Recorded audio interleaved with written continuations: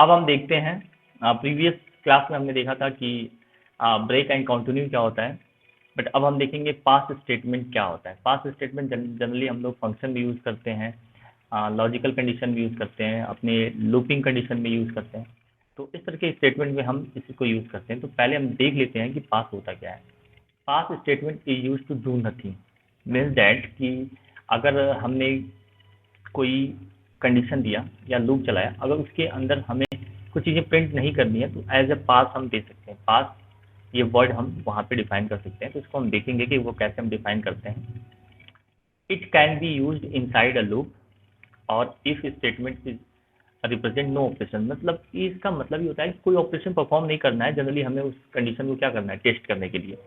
तो pass is useful when we need statement syntactically correct but we do not want to do any operation. मुझे कुछ करना नहीं है, बट हमें देखना है कि वो जो आपके जो स्टेटमेंट है वो सिंटैक्टिकली सही है कि नहीं सही है।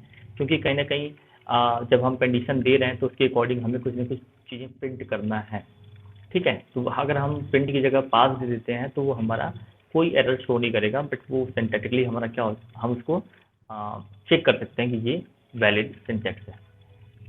जैसे इफ कंडीशन ये, यहाँ पे कंडीशन दी गई, यहाँ पे मैंने पास दे दिया। ठीक है, पास देने का मतलब, क्योंकि ये पास होता क्या है, कि लोग पूछेंगे पास क्या होता है। ये जनरली एक स्टेटमेंट ये है जो कि कुछ ऑपरेशन करने के लिए नहीं, हमें कुछ ऑपरेशन नहीं करना है, हमें बस चेक करना है कि ये सही काम कर रहा है कि नहीं, कंडीशन सही है कि नहीं है। एल्स दे दिया और इसमें स्टेटमेंट आप क्या क्या, देखिए यहाँ पे क्या दिया हुआ है, if this statement condition is true do not perform any operation, कोई ऑपरेशन परफॉर्म ही नहीं होगा। तो इसको हम अभी हम करके देखेंगे। ठीक है, so only else will execute when condition false. ठीक है, तो यहाँ पे कुछ नहीं होगा। जैसे कि मैंने कंडीशन दे दी, वो अगर ट्रू भी होता है तो कोई ऑपरेशन आपको दिखाई नहीं देगा, अगर फॉल्स होता है तो वो एल्स कंडीशन यूज होता है। जैसे वाइल की कंडीशन में इस तरीके से हम दे सकते हैं। ठीक है, तो चलिए हम इस चीज़ को, पास स्टेटमेंट को हम अपने सबलाइन टेक्स्ट एडिटर में कोड करके देख लेते हैं। तो यहाँ पे हम क्या करते हैं, जैसे कि ये दिया हुआ है तो यहाँ पे हम पास यूज कर सकते हैं। क्या यूज कर सकते हैं, पास। ठीक है, पास, और इसको मैंने रन कर दिया यहाँ पे। तो रन किया तो देखिए कुछ ऑपरेशन परफॉर्म नहीं हुआ, लेकिन अगर पास यहाँ पे नहीं लिखते और इसको रन करते तो मुझे ये एरर देगा। क्या देगा, मुझे ये एरर थ्रो करेगा। यहाँ पे देखिए, अनएक्सपेक्टेड यूएफ वाइल पार्सिंग। तो जो पार्सिंग का मतलब कि जो आपने जो सिंटैक्टिकली जो डिफाइन होना चाहिए वो आपने डिफाइन नहीं किया है।